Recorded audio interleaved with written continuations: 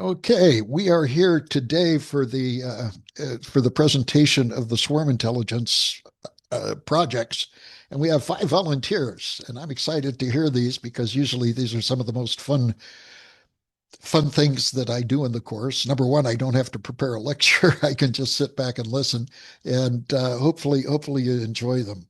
So each presenter will have about 15 minutes, and if you want to take a little bit longer, a little bit less time, that's fine.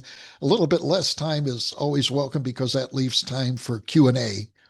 And if anybody has Q&A about your project. So our first up is Kiana Lillard. It's called Catching Escaped Dogs. Kiana, do you own a dog? Yes, I do. Okay. Do you treat it like a person? Yes, my husband does for sure. Okay. My wife anthropomorphizes our dog. I said, no, it's a dog. But I'm ah, the same way with my husband. is that right? Okay. They do that the same way they do AI. No, it's a computer. It's kind of funny. So, Kiana, I'll turn over the screen to you. You have screen sharing capabilities, and go ahead and start. So, thank you. Okay. Shows sharing is not on. I think I sent a request. Oh, yes, I got it. Okay. First, sorry, I have a cold, so I'm a little like stuffy, so I'm sorry about that. But okay, so my swarm was catching escaped dogs. I decided to have the first slide be, uh-oh, it's going. Okay. I decided to have the first slide to be kind of inspiration videos. I always thought it was funny to see kind of owners interact with their dogs, and usually they're escaping, so they're trying to chase them, and it's kind of like this tag mentality with dogs. So I kind of wanted to show this video as an inspiration and then how it kind of played into the swarm that I created. So the first one is kind of, I think he's like a TikToker guy and he just chases a neighborhood dog, but then usually the other dog attacks him. So then he's trying to catch both dogs. And then the other video, which is a little bit more similar to my swarm, is a mom is letting her dogs out, but one obviously escapes. So her mission is to go and try to catch that dog. And I think in this video, her family has to like go in and help or something. So this is like kind of my emergent inspiration, just kind of like dogs randomly running, trying to like just running around, nothing too crazy. And then with that, I made my swarm, which is basically instead of 2 dogs, I did 4 dogs because it'd just be more fun to catch all the dogs with the rules that the dogs would run randomly. And then as soon as the owner catches it, they have to then follow the owner back home. So in this case, I just did the dogs are coming home from, I don't know, a park, and then they have to get the owner's trying to get all the dogs back in the house. Um, so then this is that swarm. So all the dogs are kind of running randomly from the same spot. And then as the owner goes and catches them, all the dogs have to follow the owner and each of the dogs back to the house.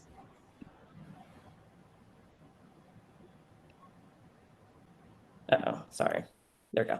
And then just for the different types of like behavior that was kind of taking place, it's a little bit of the bully dweeb.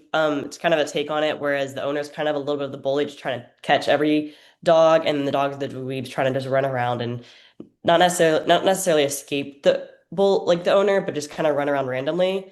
And then the owner is supposed to go get each dog. And then it's also a little bit of the gnat swarm, which is like the dogs running randomly, and then when they're caught, they kind of just follow each other back to and the owner back to the house. And then yeah, that's my project. And Okay. then I did a one-page slide if it was No, necessary. no, no. That's great. So, what were the rules that you used? Was you chased the nearest dog and till you got it, and then you chased the next nearest dog? What? It was each of the dogs were actually had like a little bit of a hierarchy assignment to it. So it would have to chase one specific dog and then the next one and then the next one and then the next one and kind of just go on from there. But it Play had to play your play your video again. I'd like to see it.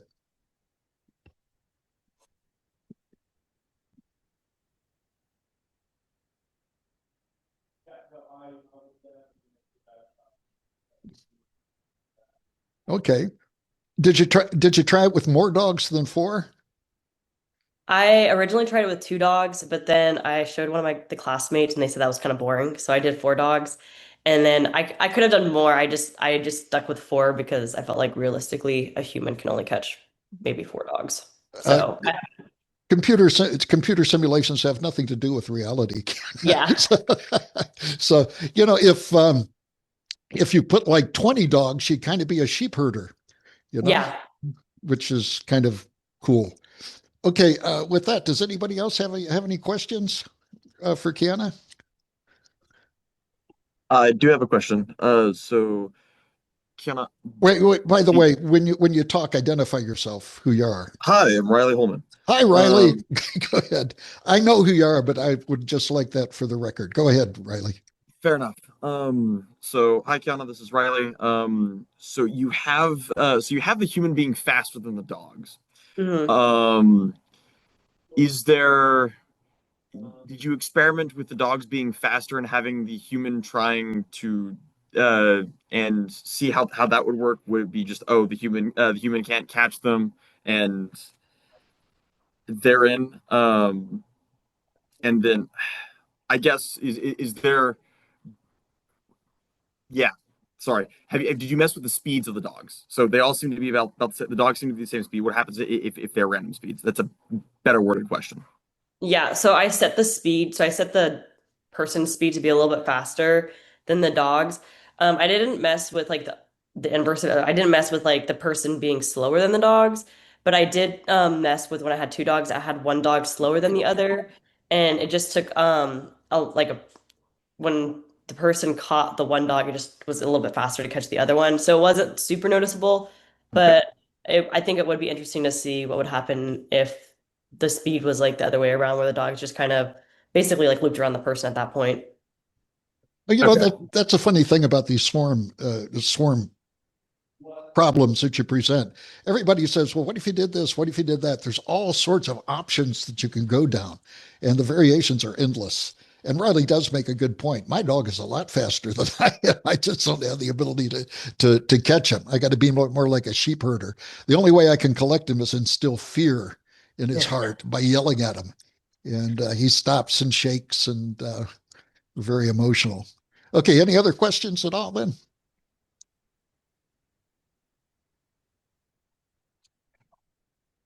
Okay, well, if not, let's move on. Our next presenter is, I hope I'm saying your name right, Papa Kwanzaa. Is that pretty close? Yeah, that's pretty close. That's pretty close. Okay, so you're going to present something called the desert locust. Is that right? Yes. Okay, so Okay, we great. look forward to this. Yeah. Locust swarms. Now, locust swarms are, I don't know, are they a problem anymore? They used to come in and they used to just decimate Yeah. agriculture. And Yeah. I remember a paper on neural networks trying to forecast from different features, forecast when the swarms of locusts would come down. It's also a biblical plague, isn't it? Yeah. Yeah, it is. Yeah. Okay. So this will be fun. Okay. Locust swarm intelligence algorithm. Okay. Okay, so locusts are like one of the most like interesting and most deadly, at least previously, insects that were around because they really like grain, right? They really feed on grain. So if you get a locust swarm in your field, it can really devastate your yield. So in 2004, right, there were about 70 billion locusts that descended on West Africa, about 10 countries. And then I'm because sorry, of Papa. When was this? 2004, Wow. Okay. yeah, about How 20 many? How many? 70 billion locusts. It's a lot of locusts. Zero. Okay. Yeah. Okay. And they caused about 2.5 billion in like food insecurity issues in the region. Right. And I think what the most, not really the most, but one of the fascinating things about it is that they don't really have a leader. They don't communicate like how most other swarms do, how bees and ants they share pheromones and trails and things like that. They don't really communicate like that. And like locust in a random field, right, with the bees and ants and some of the other swarm algorithms, they sort of require a lay of the land. They sort of have to explore a little bit before before being able to do anything, right? So I'm presenting a sum algorithm based on this sort of idea, right? And then there are a couple of like simple rules, right, which we have to go through. The first rule is the posterior escape. Each locus sort of maintains a cone-shaped zone behind it. And if another locus enters the zone, right, the particular agent moves forward. So to help illustrate this, I'm going to share my screen. Oh, no. Okay, enter screen. Excellent. So I hope you can see the code. Excellent. So these are the, no, not yet. These are the rules. Excellent. So like this sort of simulates the various rules so that you can see it very clearly. So posterior escape. If another agent enters another agent zone, right, because of cannibalism, the other agent has to leave because locusts really cannibalize themselves. Right. So if another locust enters the zone, it has to accelerate either forward or backwards. Right. So you don't really bring any other locusts into your anterior, into your posterior zone. So if I move this particular locust into this region, it has to move back. Right. So we can clearly see the particular action that we want. And this prevents cannibalism in large locust swarms. As locusts become hungry, they can eat other locusts. So if you enter another, yeah, Is if you that enter right? another, They get yeah, that's hungry and a actually right. locust will eat other locusts. Wow. Yeah, yeah, it is. Right. And one important thing which we'll look at in rule 3 is that as the hunger increases, right, this response also increases as well, increases linearly. So you can see it's a little bit slow right now. Excellent. So rule 2. Right, locusts display a sort of a weak attraction to this. No, I wanted. Let me move it. They display a weak attraction to other locusts in the alignment. So a good example is that if a locust enters the locust's anterior zone, right, they sort of line up so that this is a basic communication. It's not really communication, but this is what really happens. They sort of line up with other locusts, right, so that they can maneuver around very comfortably, right. This is another one important thing. So you get to see that as they enter the anterior zone, they sort of line up and then they sort of move in the same direction. We'll see how this applies in the search for food, right? But the biological reason for this is that you sort of assume that the locusts in front of you or the locusts that enter your anterior zone they've sort of seen food, right? You sort of trust that they've seen some food, and then as they maneuver around, they found food, so you just follow them to find more food. So yeah, I think the action has been. You can clearly see the action. Rule 3, the drive accumulation. So as the hunger increases over time, and as the hunger increases, the locusts action become more and more erratic. They start moving more aggressively because they live very short-lived lives. So if they don't get food, if they don't get whatever resource they are looking for, they have to move more erratically to sort of find the food. So you get to see that as the hunger currently the hunger is maxed out and the movement is more erratic, more faster. That's what you sort of want. Now, this is one of the most important ones, which is the locust density. Basically, what happens is that if there's a threshold of locusts that exist, right? So when the local neighbor density, when the number of locusts in a particular area exceeds a certain threshold, right, they have to move towards the mean direction of the neighbors. That's what happens. So a good example is that I've set the threshold to be 3 at this point. So if you bring two locusts together, nothing really happens. There's no collective behavior. But as the the number of locusts either gets to or increases via past the threshold, right? There's sort of an alignment, and then they sort of move together as one group. You get to see the proper swarm, the proper swarm behavior, right? And this can happen for a variety of this can happen for a variety of thresholds. Different species have different thresholds that they move at, and all of that. It's a very interesting thing. And the final one is the drive reset. As the locusts move towards, when they get to a food resource, what happens is that they their hunger drive resets to 0. This is mainly because you want the locusts to sort of stay at a particular location because they don't really communicate with other parts of their swarm. So you want to suppress the hunger response. So it resets to 0. And then when it resets to 0, keep in mind rule 3, as the hunger increases, the movement becomes more erratic. So you want, when the hunger is 0, right, the movement ceases. They just pause at a particular point. And this communicates to the swarm that food has been found in a particular area. So move towards it. I hope the rules are clear. We are coming to look at how it actually interacts in a setting with simulated food. Great.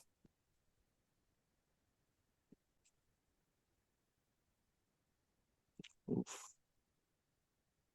Right. So we sort of start with locusts in a particular region.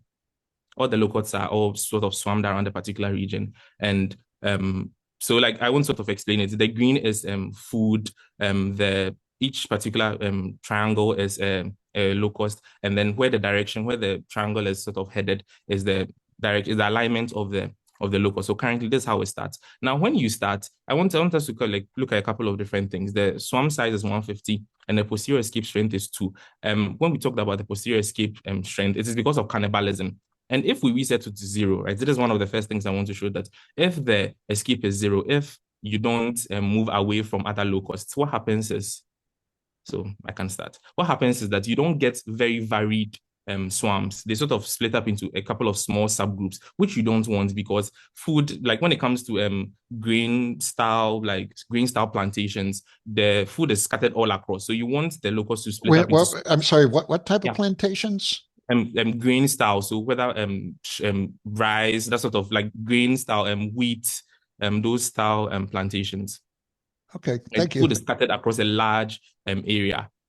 Does that make okay? Cool. So the food is Okay, sort thank of you. scattered around the large area.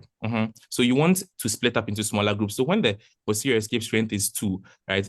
The locus being red is the hunger, like is the hunger variable, and then as it turns more blue, it is the same satisfaction. So you get to see that the problem is not really solved. But as we increase the posterior strength to 2, right, we can reset the swarm and then have a look at it. Right, it's sort of split up into smaller groups, and then they sort of diverge, and then it's being able to get more food increases. Right? This is exactly what you want, which is that you're reducing the food quantity for most of it. So this is what you really expect. Right? So that's the first thing. And so this is the normal setting. You can look at the statistics of the resources collected and the active resources. As time goes along, you want it to collect more resources. You want it to collect more food, so the entire swarm eats. So you sort of see the emergent behavior that like arises from like these simple 5 rules. Okay, so I think that is my presentation. We can keep looking at the simulation as you if you have a question. Yeah, very interesting. Are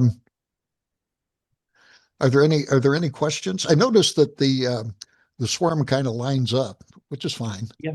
Yeah, no, Um, it's one of the one of the behaviors that sort of emerge because of the first 2 rules, which is that as you enter another locust's anterior zone, you want to line up with that locust to sort of look for food. So that's expected behavior. okay. Yeah. So actually, what they're doing is they're foraging for food and then Yes. collectively acting. Yes. Okay. Well, great, great. Any questions at all? Very nice. So So what was the effect of the how many billions of Um, locusts? yeah, 70 billion. 70 billion. Okay. Yeah. How many what was the effect of the swarm? Did it just devastate? Did it cause hunger and such? Yeah. Yeah, it caused a lot of food insecurity in the region. Food had to be imported out. I mean, like so much money was like put towards importing food for the entire region, and it wasn't just like a country; it was over 10 countries. So you can sort of imagine the the starvation that it was in. Yeah. Oh, I would imagine. So is there danger of this happening again, or are there steps taken to mitigate its reoccurrence? Yeah, I mean, currently we have a lot of pesticides, things that sort of end them in their infancy, right? We have a lot of things, so I don't think it's in any danger of happening now again.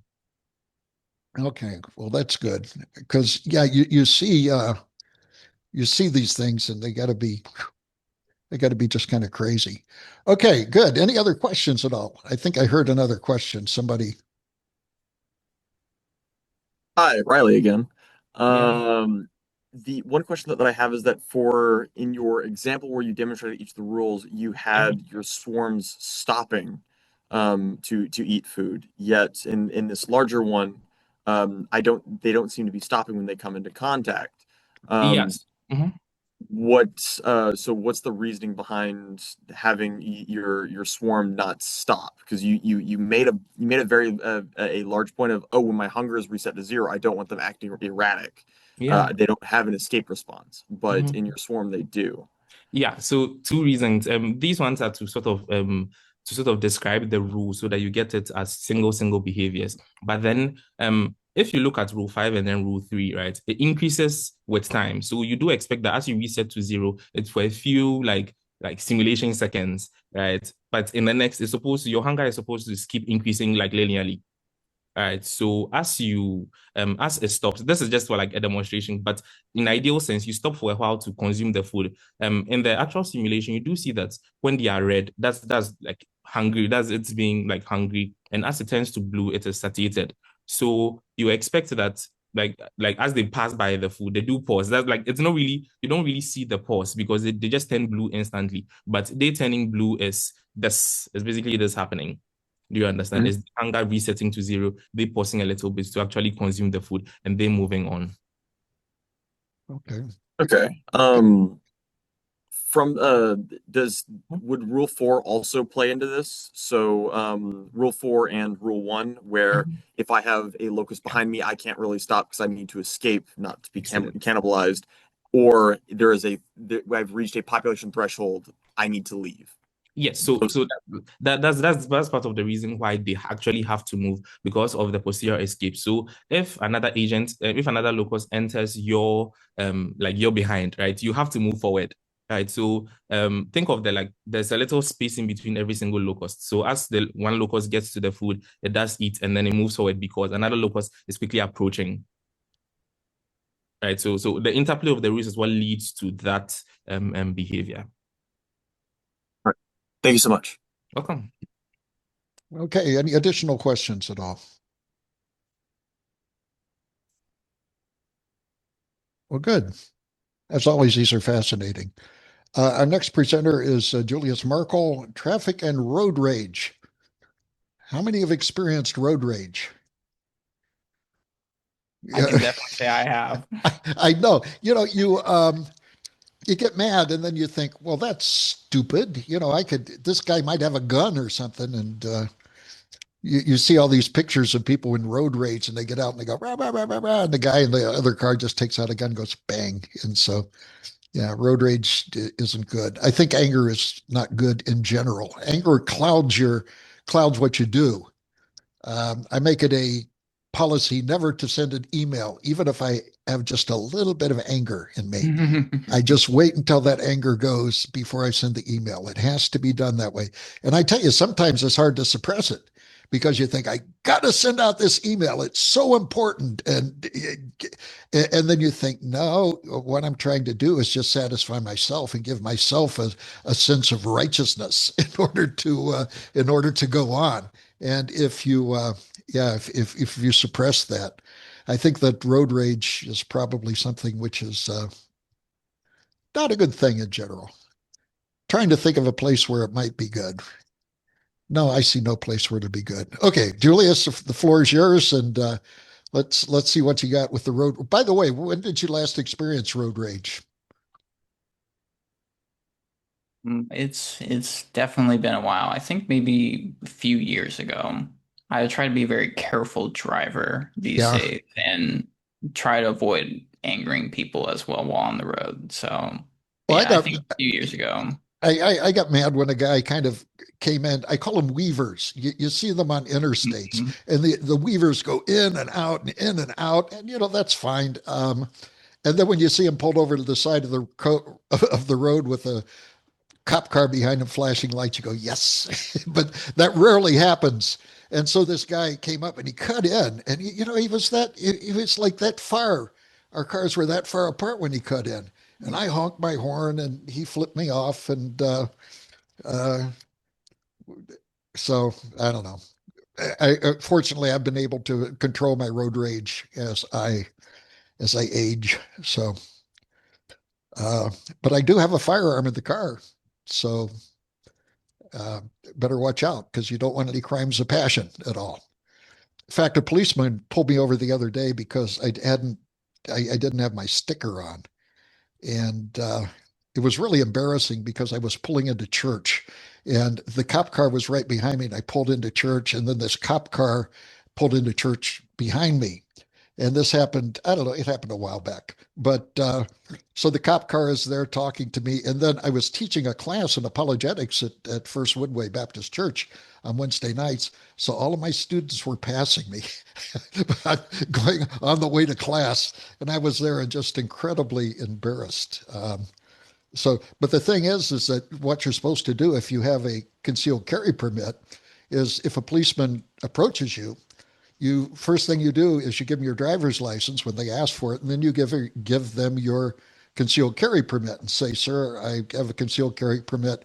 I have I have 7 firearms in the car. I have one in my one in my lunch bucket. I have 2 shotguns and an AK-47 in the trunk. I have a shotgun in the back seat." And he says, "What are you afraid of?" And my response is, "Not a daggone thing," because you got all that firepower behind you. But anyway, the policemen really appreciate it when you show them the concealed carry permit because it's evidence that you're a law-abiding citizen. And so, yeah, so that's what happened. So the policeman was very nice. He gave me a warning, and that was very good. But I've never experienced road rage against a policeman, Hmm. and I don't think I should. So, okay, Julius, let's see what you got here. Looking forward to this.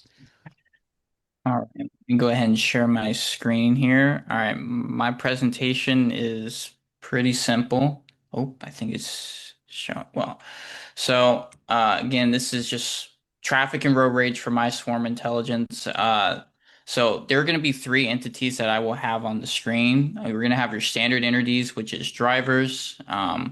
You'll have road rage drivers, which will be red, which are going to be predators. And then I actually have police built into this as well that are going to be kind of protectors to kind of get rid of the road ragers. And my whole goal behind this was obviously to simulate type of traffic, but also have road rage to be an element of it. As we've kind of just gone over, I'm sure everyone's experienced road rage at some point where someone is just irate and they essentially see red and are just trying to take out whatever they can to get to whatever destination and just be angry. And my goal with this was just to have drivers operate independently. Another part of this is that I wanted to also simulate how, with traffic at a very basic level, everyone is kind of driving with their own prerogative at play and don't really have a perspective of what everyone else is doing. There are certain additional rules that come into play with traffic, but ultimately everyone is going to their own destination and not really worrying about where everyone else is going. And so what I have built to it is that they'll go with random directions where they'll either turn left or right or go straight. In some rare cases, a regular unit will essentially change to a road rage unit, kind of like how it happens in real life as well. And then as road ragers come onto the scene, regular units will upgrade to as like hidden cops and go to chase these road ragers to kind of get them off the road. As the road ragers are going about, their main goal is just to kind of go straight and really take out as many cars as they want, kind of simulating accidents that are happening on the road. And then the police will just chase whichever unit they can get as close to. I'll go. That's really it for my presentation. Let me boot up my demo here that I have. And so this has about 450 units in there, and as you see, you'll have police units just kind of pop up out of nowhere and start chasing down road ragers. Okay, who Um, go ahead. Blue is what and red is what? Blue is going to be the police units, and then red is going to be the road ragers. And so initially when I designed this, the road ragers were just going to go straight, but then they all clustered to the outside of the screen. And so I built into it to where they would at certain points either go left or right at randomly, or after a set amount of time they would go left or right. So that way they wouldn't just stick to the corners. Now, why would the road ragers stick to the corners initially before you corrected it? So they would keep traveling, and then once they hit the edge of the screen, they would turn left or right, but they never had anything built in to change that direction again when I Oh, I initially see. designed it. Okay. And so this continues to go on pretty much in perpetuum. I only realized actually today that the number of units continues to spawn, which is kind of similar because traffic is a never-ending scenario there. And so this is just going to keep a repeating pattern where really just more ragers continue to show up. I have controls built into the actual code to make adjustments to either have more police show up, have police show up faster, and also to decrease how often a unit becomes a road rager. So with this particular scenario, there is going to be more road ragers that end up coming up and out from regular units. It kind of goes at a logarithmic rate where it gets to about, I think, 120. I ran this for about 20 minutes. It gets about 120 where it kind of tapers off with slightly increasing and slightly decreasing since the amount of units continues to populate. I did try another scenario where I just had a finite amount of units and then the police just kind of take over, and soon enough, every unit is a police unit. So a bit more fine tuning would be there, but this is ultimately what I have as a simulation. I did also try putting in like traffic lights to really get down to a nitty detail of actual traffic, but it looked very ugly from my perspective, and it also had units just stopping in place while road ragers were just continuing to go through traffic.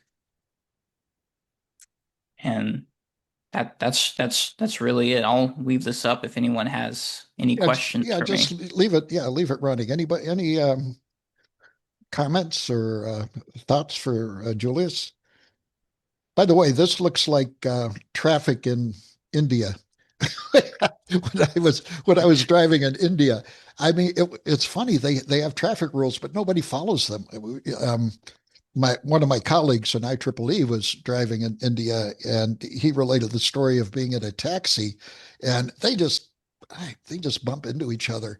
And anyway, there was a car that went by and knocked off the driver's side rear view mirror, and so the mirror kind of went plop. But the guy reached over and he had a little rope and he just went like this and he pulled it back up. So it was something apparently that happened quite a bit. Europe is kind of like this too.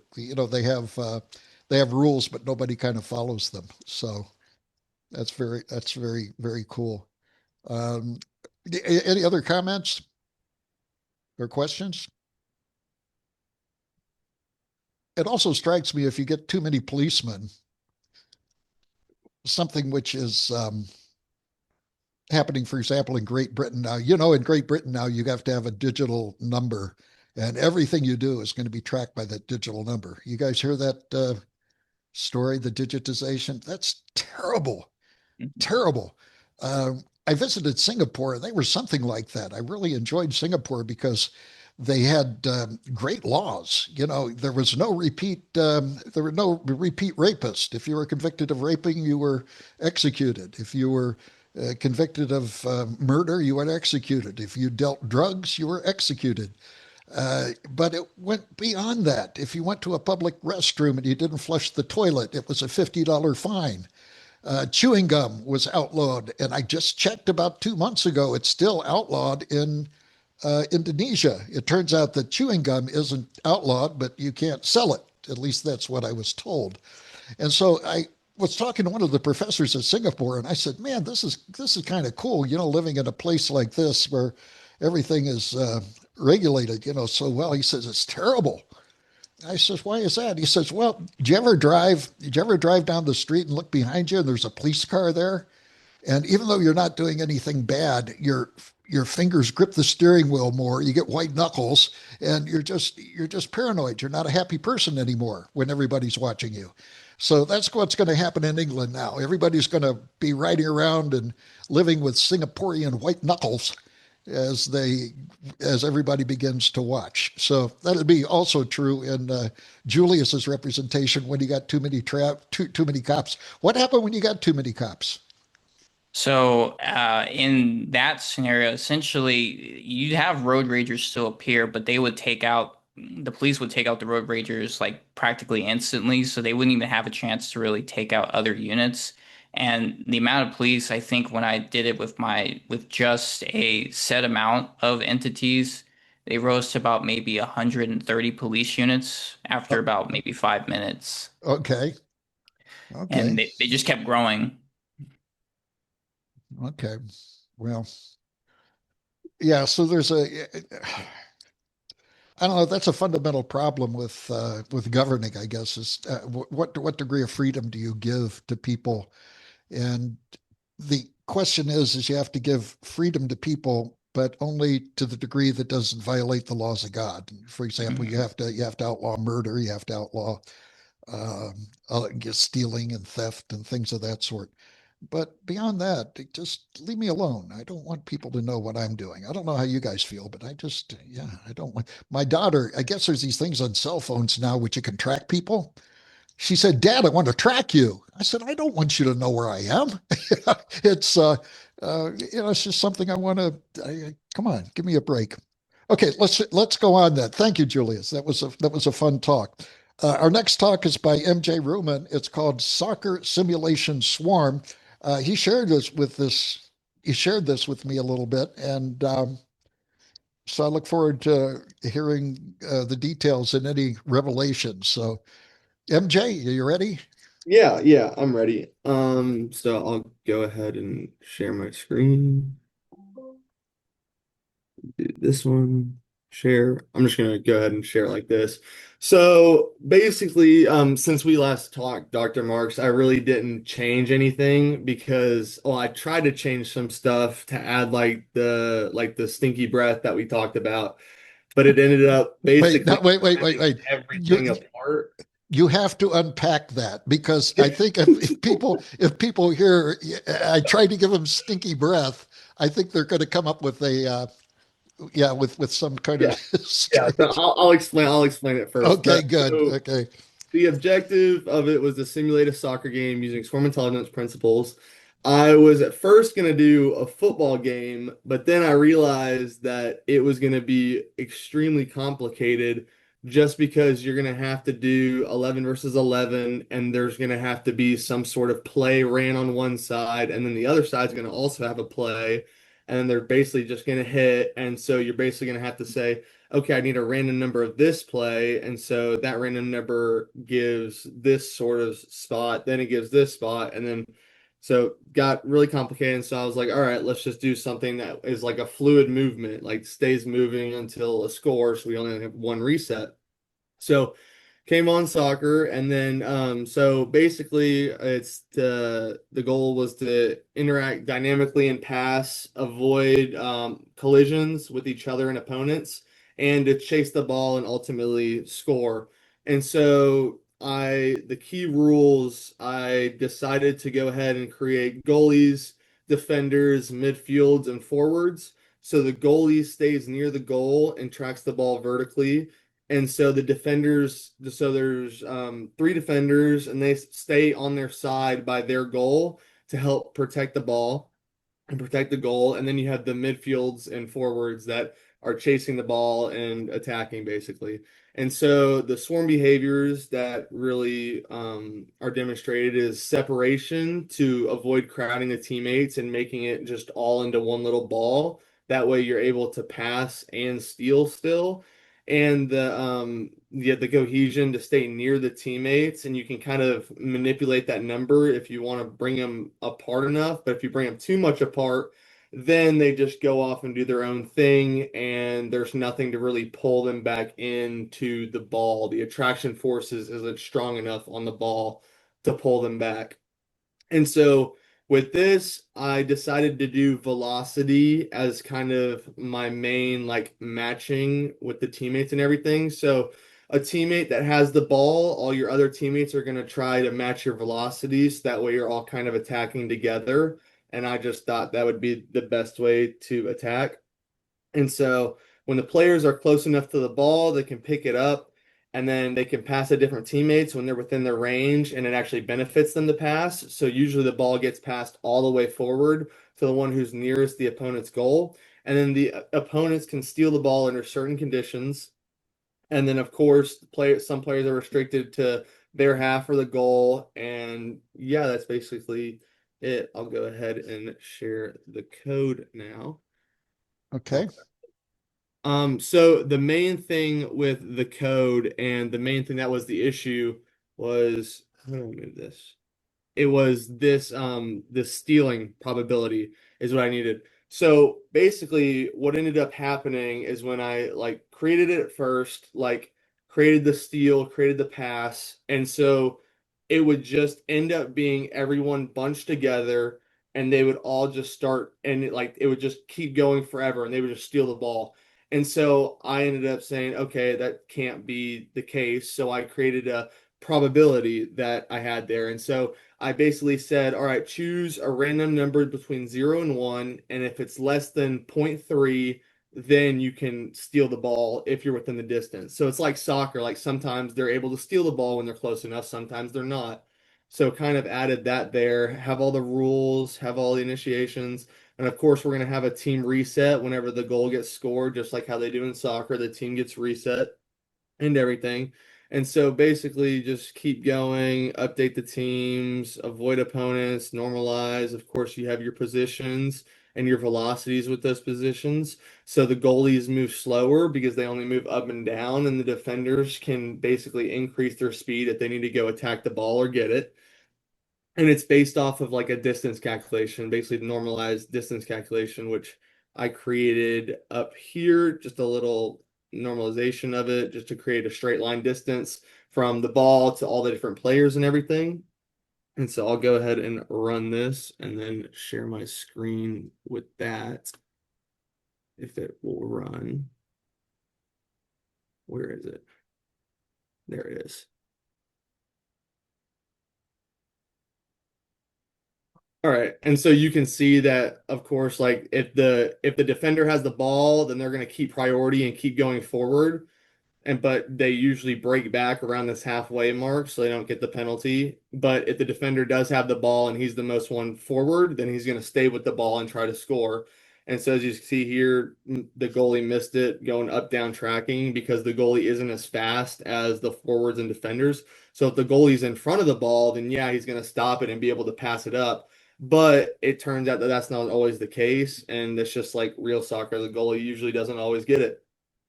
And so, as you can see, they pass all the way to the front every time, and then that's how they lead it up, and then they drop back. And then the stealing happens very quickly, but I mean, that just makes it more interesting. And it's kind of almost like Pee Wee soccer in a sense. So this is where the stinky breath stuff comes in. So I was talking about it with Dr. Marks. And I was like, but they all like basically still clump together enough. And he was like, well, you could be able to add a quote unquote stinky breath thing where they separate from their teammates a little bit more. And that's what I tried to do. And so they're a little bit more separated now. But I found out that if you separate them too much, there is no attraction force to bring them back in. And then they all just implode. And then I had to add a ball drift for that to happen. So if nobody touches the ball within a certain period of time, the ball will start to pick up velocity and just drift a certain way. And that just all depends on where it goes.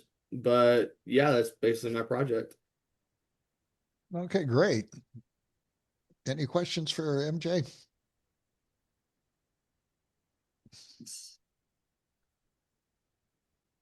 It was kind of fun though.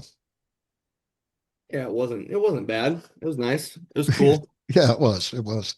And that's all I expected was something kind of simple. I think you can get down. The interesting thing is that if you remember conjunctive versus disjunctive reasoning, I think the same thing applies in swarm intelligence. Remember that the conjunctive is where you try to do everything together. In fact, with large language models, that's the way that they did it initially. Everything was done separately. Now they have different dealers, and if you have a prompt, it goes to a different area. And so it's more disjunctive. They've done a divide and conquer sort of approach to things. And that's the way that more complicated swarms can be managed, is this divide and conquer. If you tried it, but too much, and I think if you've tried to take your swarm and improve it incrementally, you find out that, well, it doesn't do exactly what I wanted it to do.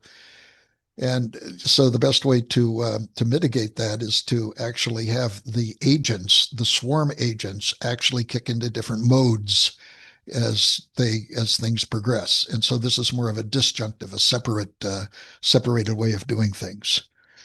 Okay, so that was fun. So let's see. Last but certainly not least, Gabe Dixon, self-sorting highway traffic swarm. Gabe, you ready? Yes, sir. Okay, good. Okay.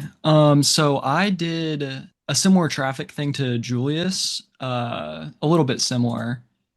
So I was kind of thinking about highway systems and I came to the same conclusion where cars kind of do act like units within a swarm with limited perception, no centralized control. And then I was kind of viewing traffic as just something that you could sort out because if all the faster cars are in the front and all the slower cars are in the back, there's going to be no clumps within the traffic.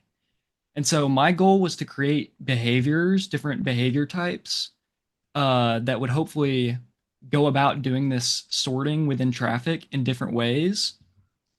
Um, and so, yeah, one of the first ways, or one of the first things I had to conceptualize was how I was going to count disorder.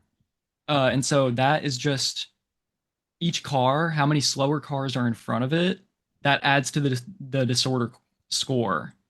And so in my environment, I had 20 cars all spawn at the start, and it was a 3-lane highway.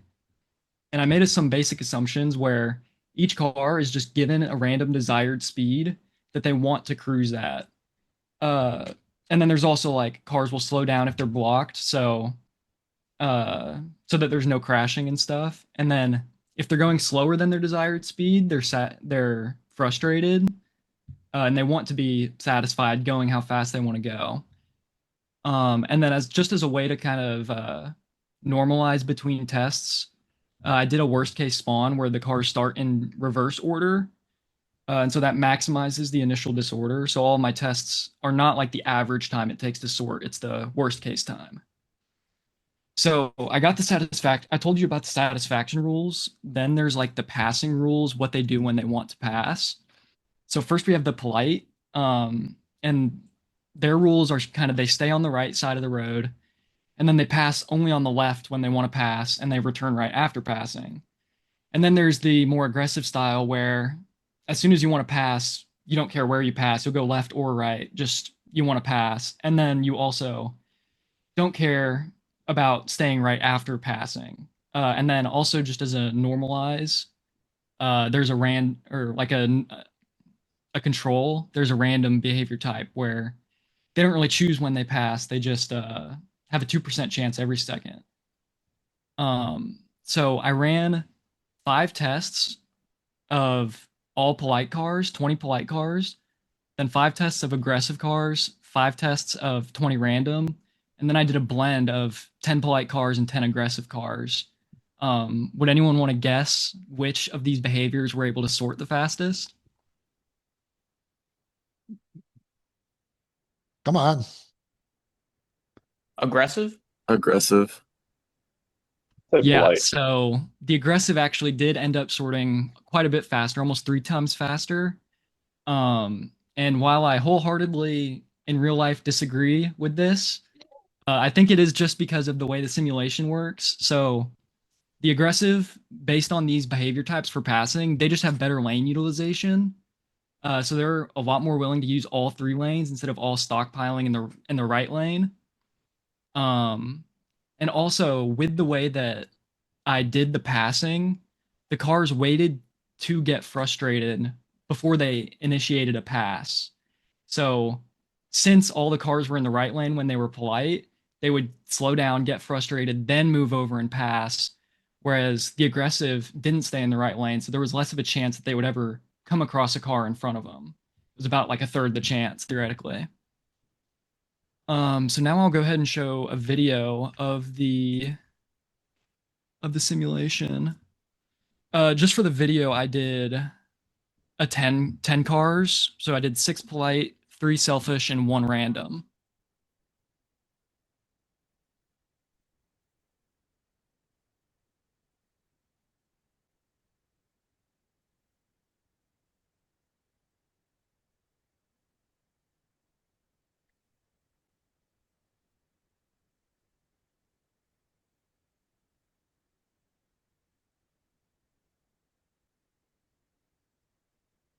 So it's like the Indianapolis 500. They're all behind each other, right? Yep. Yeah. So you can see some of the stuff from my simulations, the disorder score in the top left. It started at 45, and as they pass each other, it'll just slowly go down.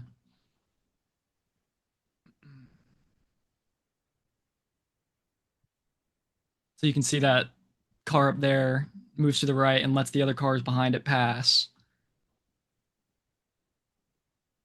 And sometimes they'll be frustrated and want to pass, but they're blocked. So that was another thing that led to a slowing down of the sorting.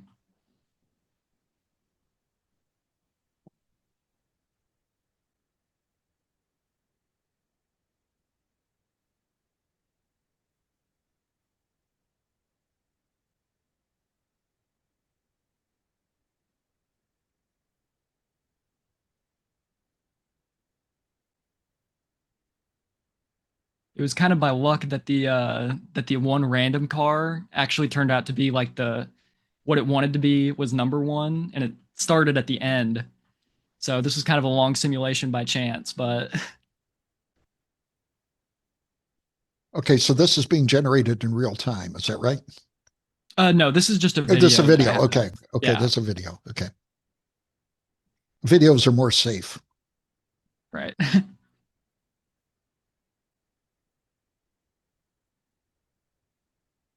Yeah, so here that pink car is actually the only car left because it's in ninth but wants to be first, and there's only 8 disorder.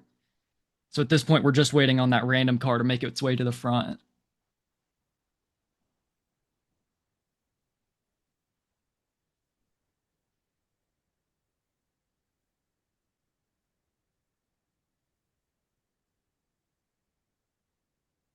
Oh, there's the Weaver.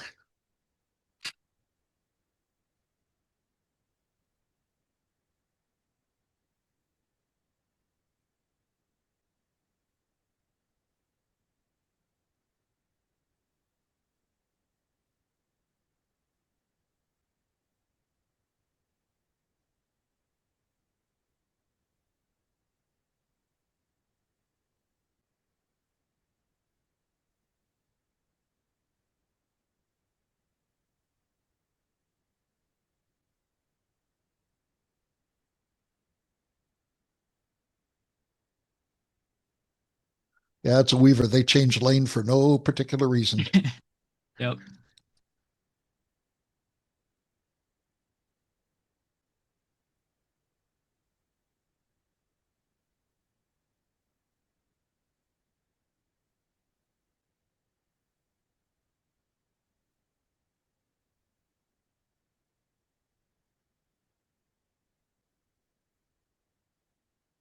And I guess I never mentioned it, but the orange were the aggressive and the green are the polite.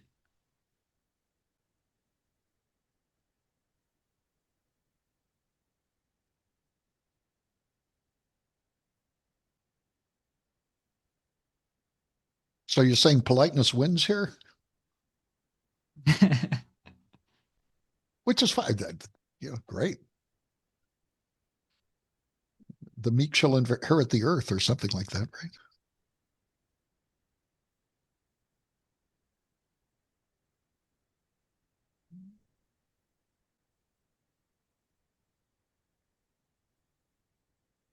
Finally converged. Okay, well, that was Um, interesting. yeah. So then I just had a couple of like ideas for how it could be made better. So I think the perception is one of the main things that made the polite more uh, or like worse than the aggressive. I think if you like preemptively passed, it would benefit them a little bit, and it would be a little bit more realistic as to what it really is. Because I had it where it's just a little more than about one car length away that they can detect, and I think in real life it's definitely a lot more than that. But it's a very limited local perception for this simulation right now. And then I also had an idea of like a smart agent, and so this was just what I think would be able to sort the fastest. So it would use the idea from aggressive where you can take either lane, but also if there's no space on the car, then you might as well just move right. Just to like make sure that lanes are clear for passing. And then I also think that it would make it faster to be willing to adjust your speed. So like if you saw a car coming from behind you and it was going faster, you could slow down. That way the pass takes less time overall. And then I also think the disorder score doesn't perfectly um represent like the unsorting of it. I think that uh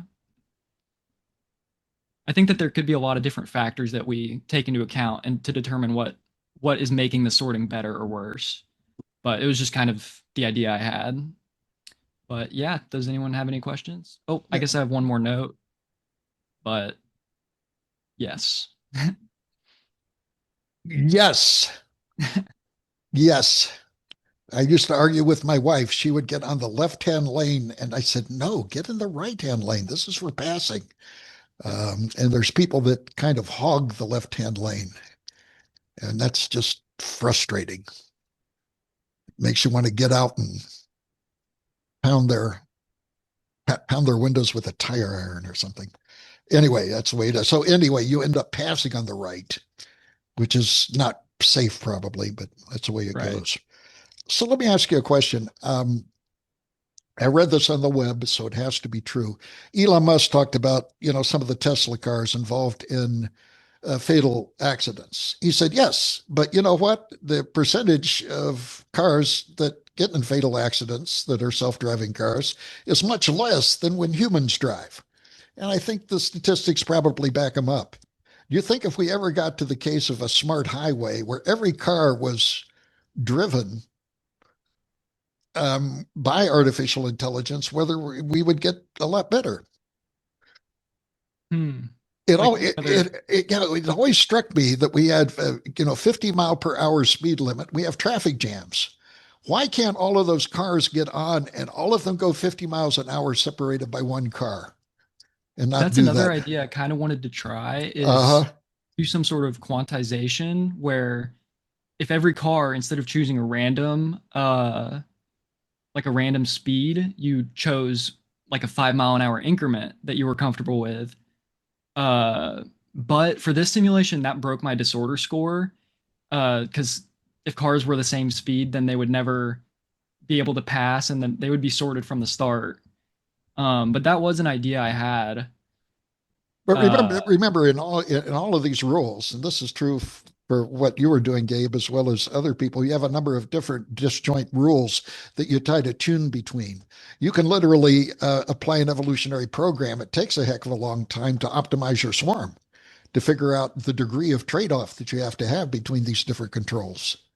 And it does take a long time because you have to do a simulation and you have to do a bunch of simulations and kind of repeat it again and again. So, okay, great. Very, very, very fascinating. Thank you guys for having the guts to come out and present your swarm projects.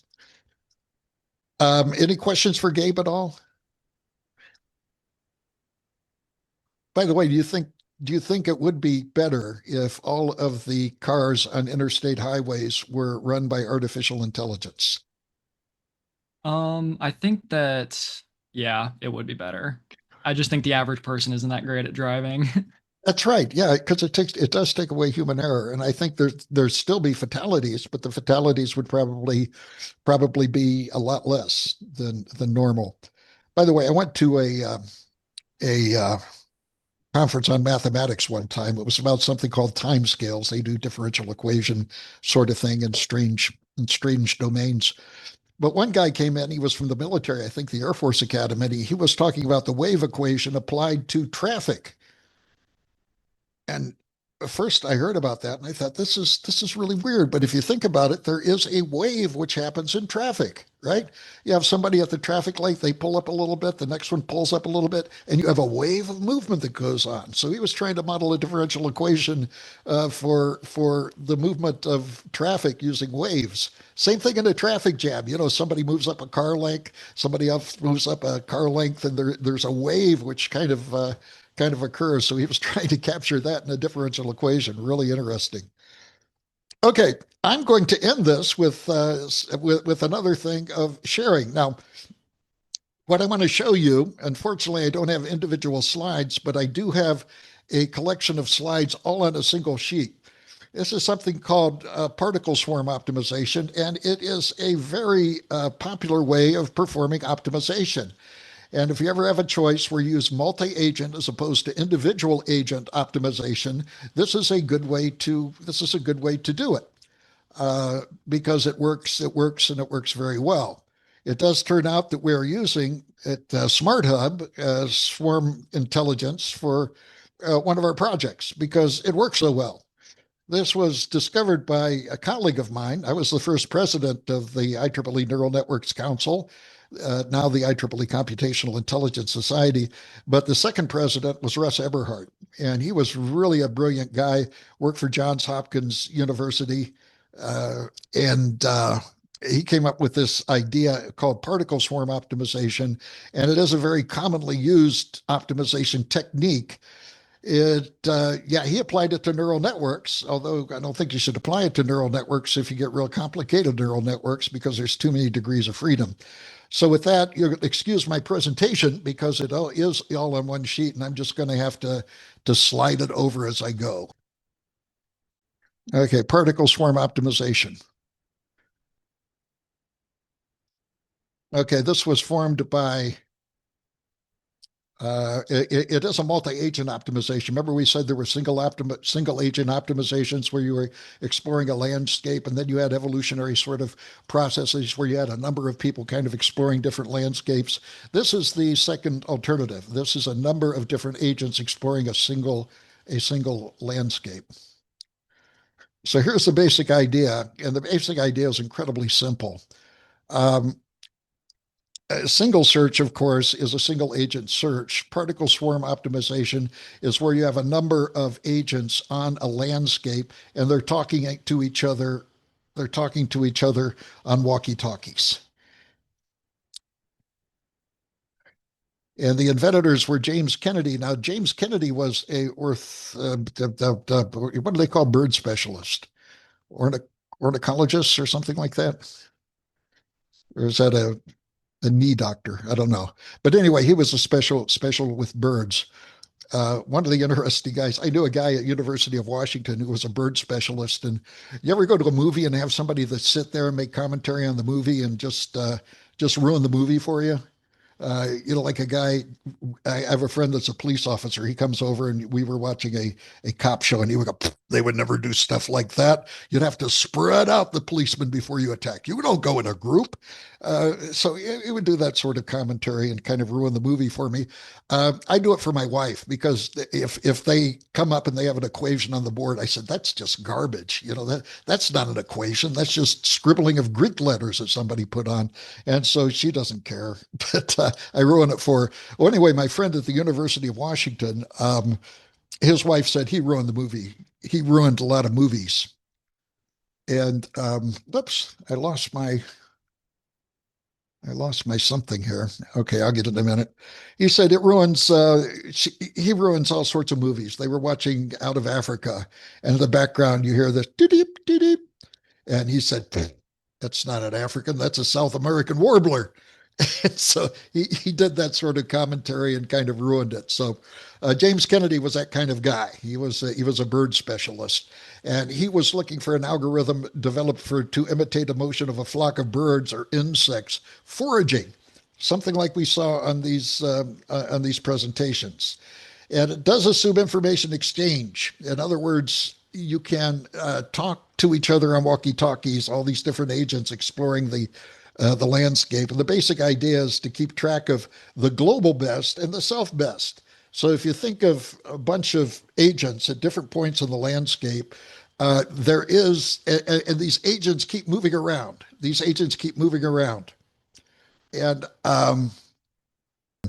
these agents start moving around. And as they move around and they have a history as they fly around the landscape, they keep track of two things. They keep track of their personal best. That is, in the history of one of the agents, what was their personal best? And then they keep track of the global best. That is the best of the best. And only those two numbers are communicated to all of the different agents. And it assumes the information exchange, kind of social interaction among the search agents. And again, as it says in the bottom of the slide, it keeps track of the global best and the self best. Okay, now let's see if I can gracefully make a transition to the next slide. How does it work? uh, you want to find an X which minimizes f of X. And this again is kind of like foraging. And if we're trying to maximize something, that would be kind of more like foraging, but we want to minimize something. So we start with a random set of solutions. We include randomness in the choice of the new states. So these birds are flying around, and here's the basic idea.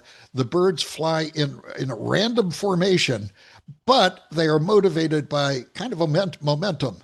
And the momentum is they move a little bit in the direction of their personal best, and they move in a little bit direction of their personal best, and a little bit in the direction of their global best.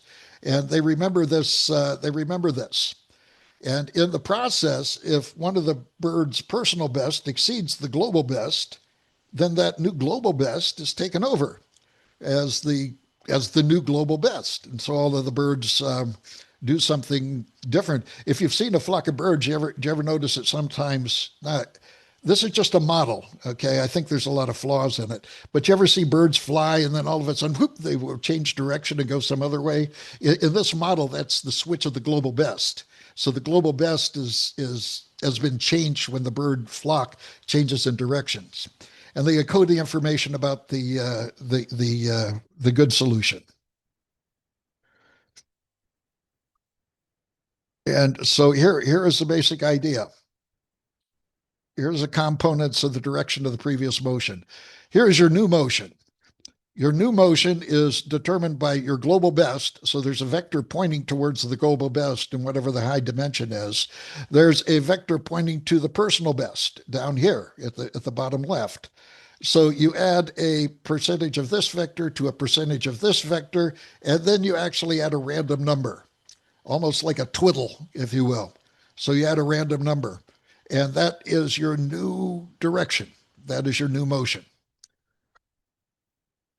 And Eberhard told me that when he first did particle swarm, he applied it to training of a neural network, a simple neural network.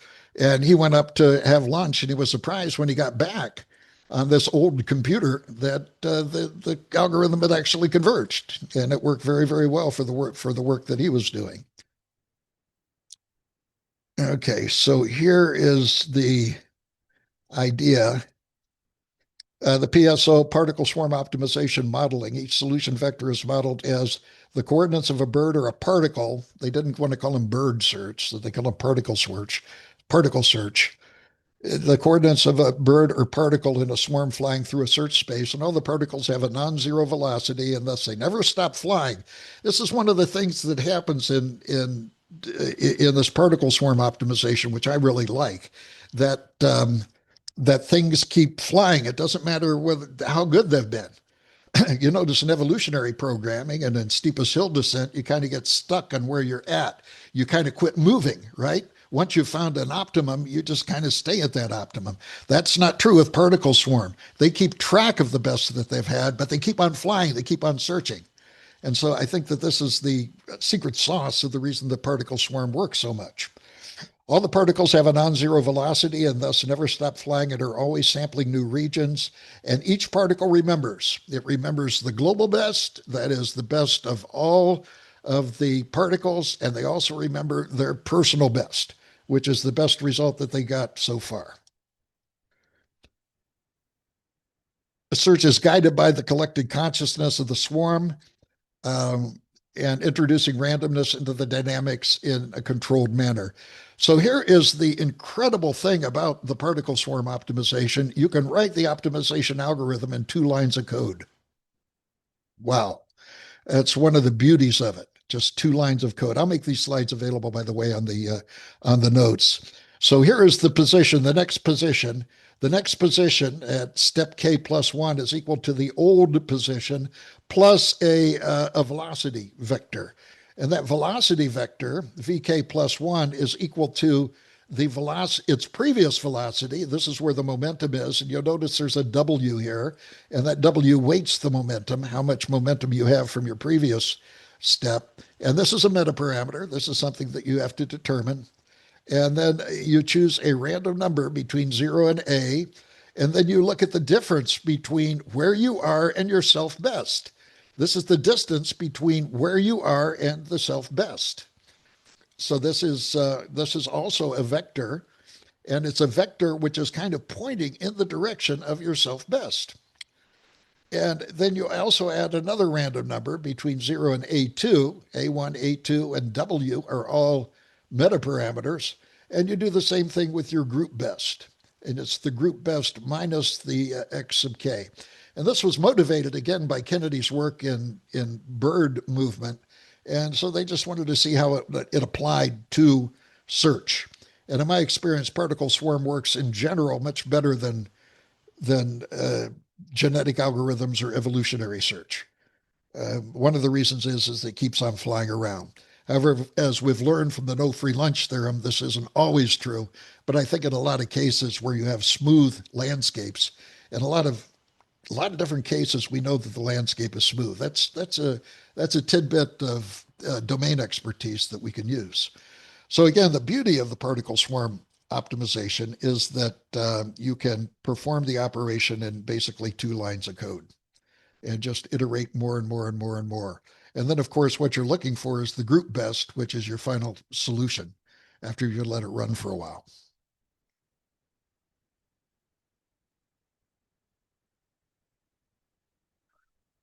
Okay, this is just exactly what I explained before, except all of the terms are um, are labeled here. So we have a controlled randomness towards the self-best and a controlled move towards the next best. And you'll notice that this is position. We're not keeping track. We're not keeping track of what the optimum is. We are keeping track of where the optimum is. And the only time that we figure out what the optimum is with the bird flying around and saying, "Oh, there's foraging. Look at where I'm at." We have a good result here, and this is what we're going to record as being where we're at right now. It doesn't actually record in the algorithm itself how good that result is. It only records where that best result existed. And here are the parameters, as I've described. X is a solution vector, a particle, and V is the velocity of the particle. A1 and A2 are 2 scalars. Metaparameters, W is the inertia, because you want the particle to fly basically in the same direction as it normally did. And R sub 0, 1 is a uniform random number generator between 0 and 1. They chose it between 0 and 1. Now, what happens in very monumental papers is the monumental papers come out and everybody gets excited about it. And then they go around and they publish what I call 3 dB papers. 3 dB is the amount of increase that you have to have in volume in order to notice there's an increase in volume. So it takes what it is, it just adds a little bit more in order to get a publication. And so there's been lots of different 3 dB papers written on particle swarm optimization. And again, we're using it right now in Smart Hub. So anyway, that's the basic concept about particle swarm. I've given you an overview. I'll also link a paper written by one of Russ Eberhard's student on the art of particle swarm. Again, it's an incredibly effective search algorithm in many cases for smooth sort of landscapes, even bumpy landscapes with a lot of false minima, and works relatively well. So I think that concludes the presentation on particle swarm and swarms in general, the swarm projects. Thank you for doing that. I really appreciate it. So hopefully you've all submitted your swarm projects into Box, and we will take a look at those individually. Okay, thank you. That's it for today.